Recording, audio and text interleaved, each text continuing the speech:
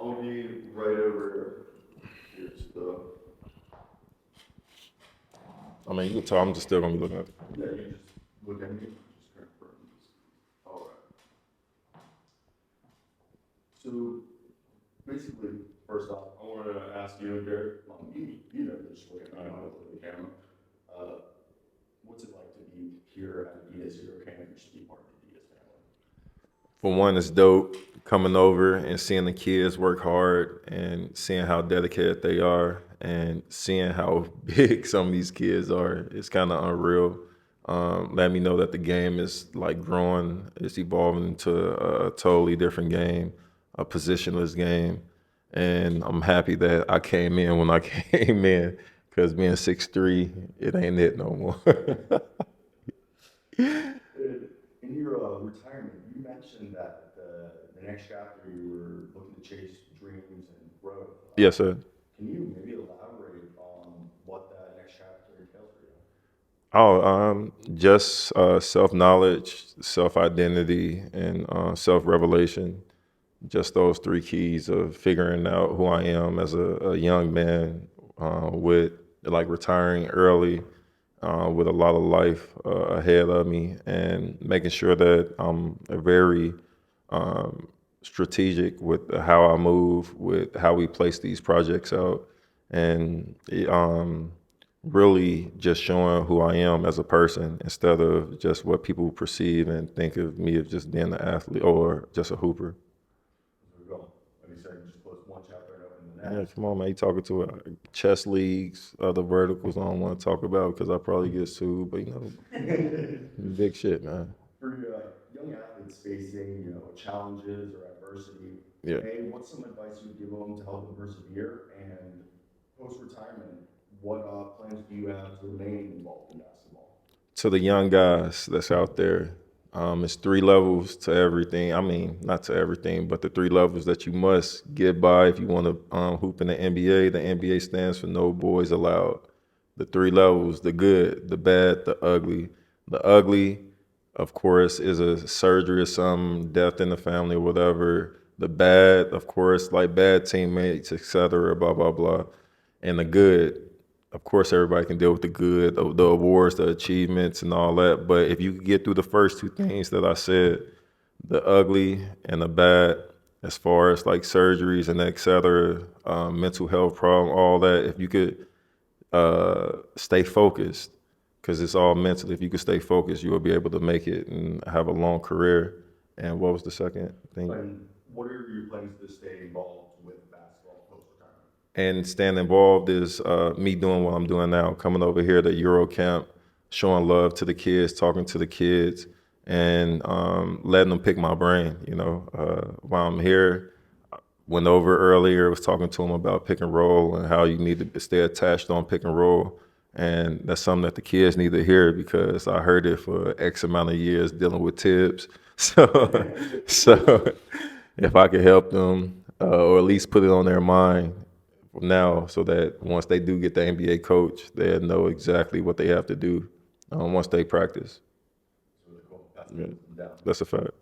And you once stated that you're a Hall of Famer in the eyes of the people you grew up with. Yeah. And I think anybody who knows your story would say that you're a Hall of Famer just off your resume. Could you just maybe give an elaboration of what that recognition means to you personally? When I said that, it's all about just setting standards. It's a lot of people that I'm around or that's just in Chicago, and they tell me like, man, like you're the first to help me with this. You're the first to like help me with that, or you're the first to open my eyes to like certain things.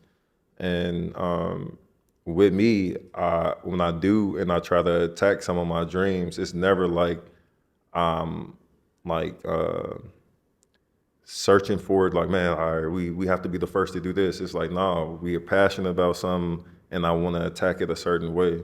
So that's how we attack it. But as far as like uh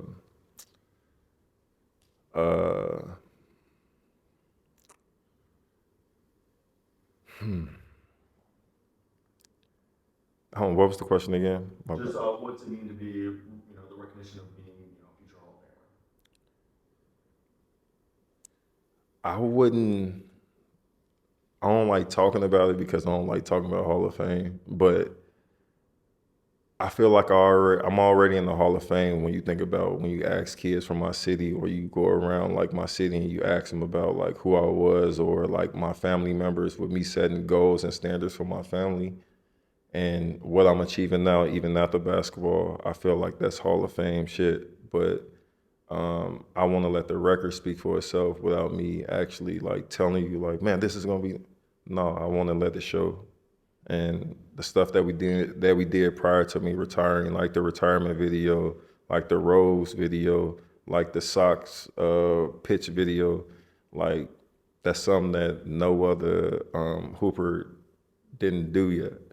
So I feel like that's creating a lane, and that's Hall of Fame worthy.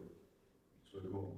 And speaking of creating lanes, you're youngest MVP, and you dealt with several adversities from injuries and just personal challenges. Speaking on the injuries, did you ever like, as from I know mentally you went through it, but did you ever ask the doctor, be like, why is this happening, or even just question yourself, like, Damn. why is this happening? I never asked the doctor like why my injuries were happening. They're just give me a reasoning, but I asked God that numerous times. But I really, after a while, I stopped asking.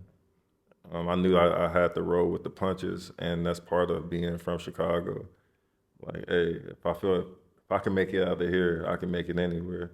And I made it out, and God placed me back there, like in Chicago. So I'm like, man, I'm here, but I got to live with some type of purpose. What's gonna be my purpose? And the older I got, I'm starting to see that my purpose is to show people that you can get through it. And my last question here, Matt, is for you. Who's your GOAT? And after that, who's your top five currently? My GOAT? Yeah.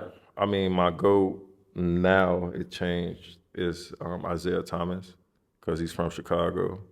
The only guy that beat Magic, Mike, and Bird all in their prime at 6'3". Chicago way of doing shit. Who do you see? I really didn't have, I used to say MJ, but it wasn't MJ. I said it because of I was intrigued on like his story and how he won. But I'm not a two guard. I don't score like him at all. So it was just me just admiring his story. And if I could pick a five right now, Steph, two guard will have to be it's Anna two, you would say? Like a two. Like a two. KD, Bron at the four, because he played like a four now. And Joker. And that's no knock to all my peers that's still playing. That's just a quick five that was on my head, top of my head. I hope so, yeah. It's a lot of people that I missed though, but it is what it is. That's a reaction. Damn, my bad, Shay. Damn, I ain't even throw Shay in there, bro. Shay, my bad, Shay, man. My bad. Like I said, no disrespect, bro. That's everything. That's everything. All right. Appreciate you, bro. Love it. No, likewise, man. Making that shit easy. Thanks.